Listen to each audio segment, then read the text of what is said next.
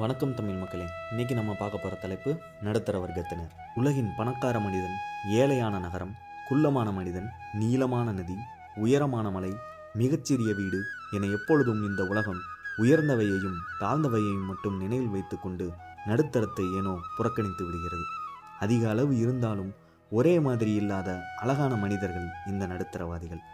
சிறிய விஷயத்தில் திருப்தி அடைந்து விட்டு மற்றவர்களை திருப்திப்படுத்த பெரிய விஷயங்களை கையில் எடுப்பவர்களே இந்த நடுத்தரவாதிகள். அளவான வீடு, அளவில்லா பொருட்கள், சிறிய சமையலறை, சிறிய இடம் கூட தெரியாத அளவுக்கு பாத்திரங்கள், சாப்பிட்டு கொண்டே டிவி பார்க்க முடியும், சாப்பிட்ட இடத்திலேயே படுத்துக்கொள்ள முடியும், குளியலறையில் ஒரே ஒரு சோப், அனைவருக்கும் ஒரே ஒரு ஷாம்பு, சங்கு பதித்த சிமெண்ட் தளம், இவையெல்லாம் வைத்தே நடுத்தர மக்களின் வீட்டை அடையாளம் கண்டுவிடலாம். சொந்தங்கள் பிள்ளைகள் மேல் கொண்ட காதலை போல காக்கை, குருவி, தெருநாய்கள் தொடங்கி உயிரற்ற கட்டப்பை மஞ்சப்பை வரையில் இவர்கள் காதல் தொடரும். தட்டில் பகட்டாக 100 ரூபாய் போடும் பெரியோர்கள் மத்தியில் அழகாக சில்லறைகளை போட்டுவிட்டு உண்டியலில் 200 ரூபாய் போடும் பெரியோர்கள் இவர்களே.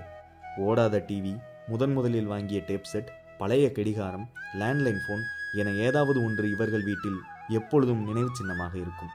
தட்டில் தக்காளி கருவேப்பிலை கூட ஒதுக்காத அதே இவர்கள் விருந்தினரிடம் பிடிக்கவில்லை என்றால் வைத்து விடுங்கள், பரவாயில்லை என அசால்ட்டாக கூறுவதே வேடிக்கையின் உச்சம். பல கோடி சொத்துக்களால் பலருக்கும் கிடைக்காத ஆனந்தம் மாத கடைசியில் சேமிக்கும் சில ஆயிரங்களில் கிடைத்து விடுகிறது இவர்களுக்கு. அளவோடு சம்பாதித்து ஓய்வின்றி வாழும் இவர்கள் காப்பிக்கும் டீக்கும் ஒதுக்கும் நேரமும் பட்ஜெட்டும் ஆச்சரியத்தின் உச்சம். தினசரி மார்க்கெட், தினசரி பலசரக்கு என தினவர்த்தகம் செய்யும் முதலாளிகள் இவர்கள்.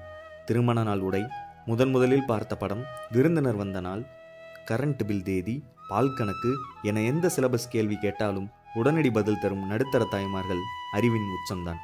ஹோட்டலில் பகுமானமாக கேட்டு வாங்கும் மினரல் வாட்டர், வாடகை கார்கள், குழந்தைகளுக்கு எப்பொழுதும் 2 செட்டு புத்தாடைகள், வாரம் ஒரு முறை கறிக்குழம்பு, சுப நிகழ்ச்சி மொய்கள், செல்போன் பில்கள், எல்லோருக்கும் கொடுக்கப்படும் தேவைக்கு மேலான அன்பு, இவை மட்டுமே இவர்களின் ஆடம்பர செலவுகள்.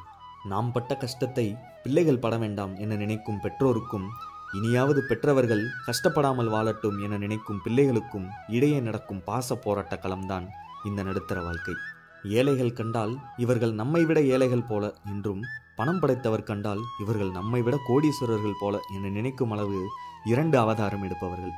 இருசக்கர வாகனத்தில் குடும்ப சக்கரமே பயணித்து கொண்டு கார் வாங்கும் கனவோடும், வாடகை வீட்டில் படுத்துக்கொண்டு சொந்த வீடு கட்டும் கனவோடும், நடக்கவும் மனமில்லாமல் பறக்கவும் வழியில்லாமல் நடுவில் தவிக்கும் இவர்களின் வாழ்க்கை அழகியலின் உச்சம்தான்.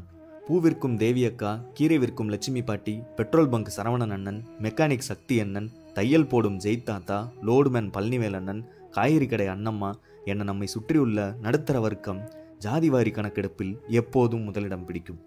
கஷ்டங்களும் கடன்களும் துரத்த அயராது ஓடிக்கொண்டிருக்கும் நடுத்தர சொந்தங்களே, அமைதியாக ஒரு முறை சிந்தித்து பாருங்கள்.